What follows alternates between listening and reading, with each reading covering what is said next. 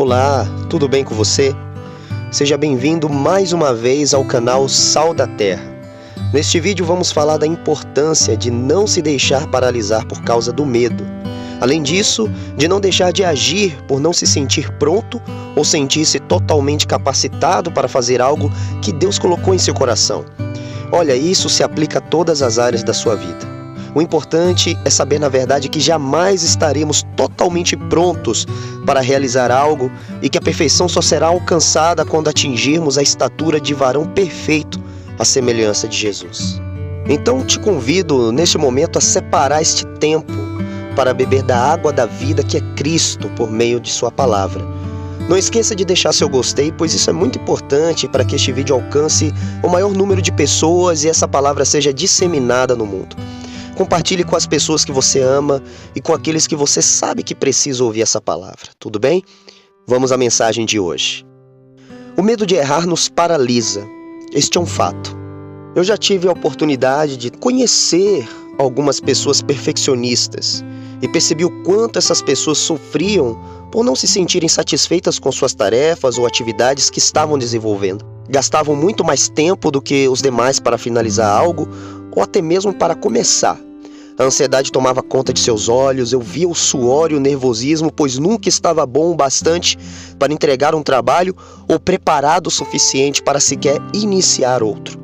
E isto é um ciclo sem fim. Mas não vamos pensar que essa mazela é realidade apenas no universo dos perfeccionistas. É uma realidade na vida de muitas pessoas, pois em um tempo contemporâneo, onde a informação é vasta, e a pressão para que você seja o melhor em tudo na sua vida é imposta por um mercado de cursos, produtos que não tem mais volta, as pessoas estão sendo acometidas de um mal que era diagnosticado muitas vezes raramente há algumas décadas atrás, como fobias de várias formas, o medo personificado em multifacetas. Mas no final, tudo é a mesma coisa: medo. O medo não é algo recente. Inclusive é utilizado como matéria-prima para controle e manipulação de massa há muitos anos. No entanto, Deus, o nosso Pai Celestial e Criador do Universo, já se antevendo da utilização desse artifício pelo inimigo de nossas almas, colocou a expressão "não temas" na Bíblia 365 vezes, para que o ser humano possa tomar uma dose diária de ânimo e coragem para seguir em frente todos os dias do ano. Do ponto de vista da psicologia, o medo é um estado afetivo e emocional, necessário para a adaptação do organismo ao meio. O medo também é definido pela ciência como um estado emocional que surge em resposta à consciência perante uma situação de eventual perigo. A ideia de que algo ou alguma coisa possa ameaçar a segurança ou a vida de alguém faz com que o cérebro ative involuntariamente uma série de compostos químicos que provocam reações que caracterizam o medo. Já na Bíblia, o medo nunca foi visto como algo positivo para o homem. Pelo contrário, a instrução de Deus a seus profetas, discípulos e servos sempre foi na direção oposta ao medo. Ao longo das Escrituras é fácil verificar convites de Deus para o homem deixar sempre sua zona de conforto e ir em busca de algo que humanamente nem sabia de fato que era possível, mas que de forma muitas vezes natural e também sobrenatural foram realizadas quando decidiram não ter medo e acreditar em alguém maior do que eles mesmos para realizar o que antes era considerado impossível. Uma das coisas que mais acho fascinante na Bíblia eram as pessoas que Deus escolhia para realizar coisas grandiosas. Pessoas que certamente não estariam no nosso plantel de equipe para ser líder de uma grande multidão, ser um general de guerra e até mesmo um rei de uma nação. Essas pessoas eram totalmente diferentes das pessoas que aparecem hoje nos anúncios como super performers, imbatíveis e totalmente vencedores e irrepreensíveis. Essas pessoas que vejo na Bíblia eram pessoas comuns. Pessoas cujos seus pontos de fragilidade é que eram mais evidentes do que os atributos necessários de alguém vencedor. Isso é evidenciado claramente quando Davi se apresentou para lutar contra Golias. A própria Escritura o descreve como, abre aspas, moço ruivo e de gentil aspecto. Fecha aspas, 1 Samuel, capítulo 17, versículo 42. Pelo menos para mim, não se parece muito com um guerreiro, gladiador, matador de gigantes e vencedor de grandes batalhas.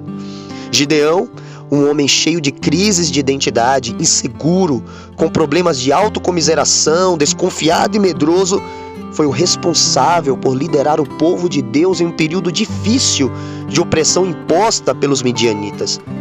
O mais interessante é que quando o anjo do Senhor se apresenta diante de Gideão, o chama de homem valoroso e o encoraja dizendo: vai nessa tua força. E mesmo depois dessas declarações, Gideão insistiu dizendo que sua família era a mais pobre em Manassés e ele era o menor da sua casa. Certamente foi uma tentativa de Gideão de dizer ao anjo: olha, eu acho que você errou de endereço, está falando com a pessoa errada. É impossível que eu seja essa pessoa que vai liderar um exército e vencer guerras em nome do Senhor. Olha, dizem que Deus sabe de tudo, mas eu digo a vocês que não. Deus não sabe errar, Deus nunca falha. Deus sabia quem era Davi, Deus sabia quem era Gideão, Deus conhecia quem era Moisés, Deus sabia quem era Pedro, Deus sabia quem era Paulo, Deus sabe quem é você. A diferença é que Deus não vê como o homem vê, assim como está escrito. Porém, o Senhor disse a Samuel: não atentes para a sua aparência, nem para a grandeza da sua estatura, porque eu tenho rejeitado. Porque o Senhor não vê como vê o homem, pois o homem vê o que está diante dos olhos, porém o Senhor olha para o coração. 1 Samuel 16, versículo 7. Quando Deus, por intermédio do anjo, fala a Gideão que ele era um varão valoroso e que ele venceria naquela força dele, Deus já estava vendo Gideão no futuro, transformado pela sua fé em Deus. Deus, quando olha para nós, Ele não vê as nossas fraquezas e quedas que estão expostas diante de nós, mas vê a força da nossa fé que está lá no nosso coração. Mesmo que esteja cristalizada, mesmo que esteja como uma pedra bruta, da qual será necessário um lapidar. Deus usa a compreensão da nossa pequenez, o reconhecimento de que não somos nada como matéria-prima para trabalhar e trazer para fora de nós aquilo que nem tínhamos a percepção que estava dentro de nós. Por isso ele diz: pois o meu poder se aperfeiçoa na sua fraqueza. Essa linguagem da fraqueza não é compreendida de quem não tem o Espírito Santo. Pois sem o Espírito Santo, aquele que vence é aquele que aparentemente é o mais forte, mais saudável, mais inteligente, mais preparado. Mas para Deus não é assim. Deus trabalha com o coração do homem. O nosso Pai Celestial, entendendo a fragilidade humana e o poder do medo sobre o homem, deixou inúmeros exemplos em sua palavra de que não devemos olhar para o medo, pois no final é o Senhor quem nos faz andar nos lugares altos e vencer as nossas batalhas. Mas Deus não faz isso sozinho. É necessário a nossa cooperação nesse processo. Há uma coparticipação de Deus em nossa história. Deus faz se você crer. Deus faz se você se mover. Caso você decida continuar parado diante do medo, nada vai acontecer. Caso você decida avançar, mesmo diante do medo que te cerca, Deus vai contigo e vai te mostrar que o medo diante de quem é guiado por Deus é como aqueles cachorros grandes e raivosos, mas que estão limitados por uma corrente ou uma grade. Depois que Moisés morreu, Josué teve que enfrentar uma situação de grande medo, pois diante dele estava uma grande multidão difícil de administrar, queixosa, fácil de se rebelar, mas que tinha que se unir para vencer os inimigos e ocupar a terra. Que desafio esse que Josué enfrentou! Deus, sabendo disso, dá o primeiro comando para Josué. E sucedeu depois da morte de Moisés, servo do Senhor, que o Senhor falou a Josué, filho de Num, servo de Moisés, dizendo: Moisés, meu servo, é morto. Levanta-te, pois, agora, passa este Jordão, tu e todo este povo, a terra que eu dou aos filhos de Israel. Todo lugar que pisar a planta do vosso pé, vô-lo tenho dado, como eu disse a Moisés. Desde o deserto e do Líbano até o grande rio, o rio Eufrates, toda a terra dos heteus e até o grande mar para o poente do sol, será o vosso termo. Ninguém te poderá resistir todos os dias da tua vida. Como fui com Moisés, assim serei contigo. Não te deixarei nem te desampararei. Esforça-te e tem bom ânimo, porque tu farás a este povo herdar a terra que jurei a seus pais lhes daria. Então somente esforça-te e tem muito bom ânimo, para teres o cuidado de fazer conforme a toda a lei que meu servo Moisés te ordenou. Nela não te desvies nem para a direita nem para a esquerda, para que prudentemente te conduzas por onde quer que andares. Não se aparte da tua boca o livro desta lei. Antes, medita nele dia e noite, para que tenhas cuidado de fazer conforme a tudo quanto nele está escrito. Porque então farás prosperar o teu caminho e serás bem-sucedido. Não te mandei eu? Esforça-te e tem bom ânimo. Não temas, nem te espantes, porque o Senhor teu Deus é contigo por onde quer que andares. Josué 1, versículo 1 ao 9. Esforça-te, não temas, nem te espantes. Este era o cerne da mensagem de Deus para Josué. Josué, apesar de tudo que você vai ver, das multidões, dos obstáculos, das ameaças, das dores, dos problemas, das baixas, não pare. Não tenha medo e nem se espante, pois eu serei contigo. Imagina se Josué, Gideão, Moisés, Davi e outros tantos homens e mulheres que foram chamados por Deus decidissem ficar paralisados diante do medo. A Bíblia certamente seria outro livro. Teria outras histórias e outros nomes. Imagina se Paulo se abstivesse de viajar e pregar por medo das prisões, açoites e até mesmo da morte. O evangelho demoraria um pouco mais de tempo de entrar na Ásia e muitas almas não seriam alcançadas até que Deus suscitasse outro. Imagina se Jesus decidisse ali no Getsêmani não beber o cálice que o Pai estava lhe dando de morrer para a salvação de muitos. Imagina se os nossos irmãos do primeiro século da igreja decidissem permanecer escondidos, fugindo de serem perseguidos e mortos, ao invés do que fizeram, que foi ter saído e pregado a palavra com ousadia e intrepidez, de sorte que foram espalhados pelo mundo devido à perseguição. Estes homens certamente não estavam 100% prontos ou preparados para o que realizaram, mas eles fizeram algo muito poderoso. Eles decidiram ir. Decidiram fazer, decidiram agir. Mas que vos parece? Um homem tinha 2 filhos e, dirigindo-se ao primeiro, disse: Filho, vai trabalhar hoje na minha vinha? Ele, porém, respondendo, disse: Não quero. Mas depois, arrependendo-se, foi. E, dirigindo-se ao segundo, falou-lhe de igual modo. E respondendo ele, disse: Eu vou, Senhor. E não foi. Qual dos 2 fez a vontade do Pai? Disseram-lhe eles: O primeiro. Disse-lhe Jesus: Em verdade vos digo que os publicanos e as meretrizes entram adiante de vós no reino de Deus. Porque João veio a vós no caminho da justiça e não o crestes, mas os publicanos e as meretrizes o creram. Vós, porém, vendo isto, nem depois vos arrependestes para o crer. Mateus capítulo 21, versículo 28 a 32. Todo aquele, pois, que escuta estas minhas palavras e as pratica, assemelhá-lo-ei ao homem prudente que edificou a sua casa sobre a rocha. Mateus capítulo 7, versículo 24. O importante para Deus é aquele que faz, que age, que toma atitude. Quando iniciei este canal, eu nunca tinha editado um vídeo em minha vida.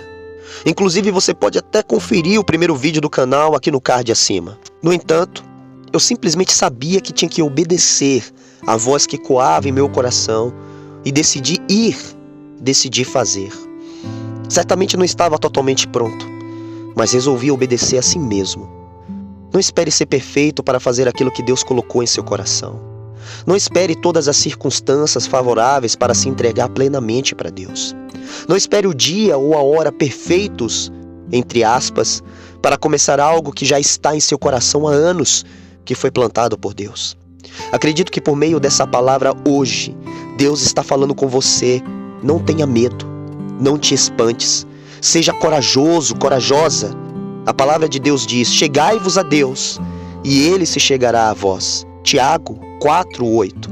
É necessário que primeiro tomemos a atitude para nos chegarmos a Ele, e Ele se chegará a nós. E talvez o seu orgulho deve estar fazendo você questionar e dizer: por que eu tenho que me chegar a Deus e Ele não pode se chegar a mim primeiro? Apesar de achar este tipo de pergunta não muito inteligente, eu preciso falar sobre isso, pois assim o Espírito Santo me conduz nesse momento. Veja, o fato de nós termos a necessidade precípua de nos achegarmos a Deus é justamente como o primeiro objetivo de quebrar nosso orgulho, nossa vaidade, altivez, pois Ele é Deus.